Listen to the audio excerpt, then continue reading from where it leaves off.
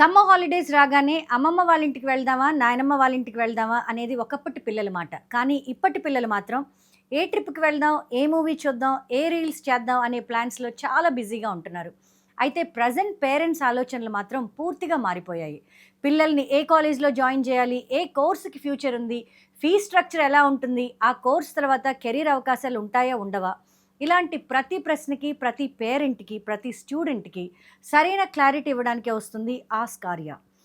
10వ తరగతి జీవితంలో ఒక ముఖ్యమైన మలుపు. ఈ దశలో తీసుకునే నిర్ణయం భవిష్యత్తులో విద్య, ఉద్యోగం, ఆదాయం, జీవిత స్థిరత్వంపై గొప్ప ప్రభావం చూపుతుంది.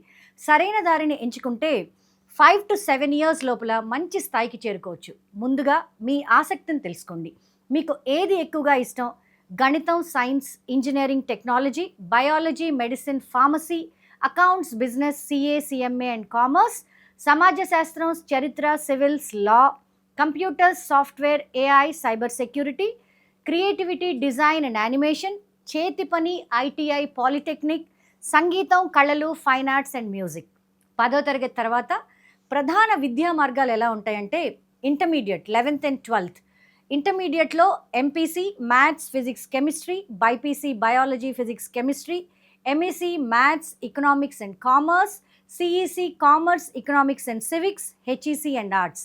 సో ఇంటర్మీడియట్ తర్వాత ఎన్ని రకాల కోర్సులు మనం తీసుకోవచ్చు, ఆఫ్టర్ 10th ఎలా మన లైఫ్ని స్టార్ట్ చేయొచ్చు అండ్ దానికి ఉండే అవకాశాలు, కోర్సెస్లో ఉండే ఆప్షన్స్ ఏంటనేవి రాబోయే రోజుల్లో మాట్లాడుకుందాం.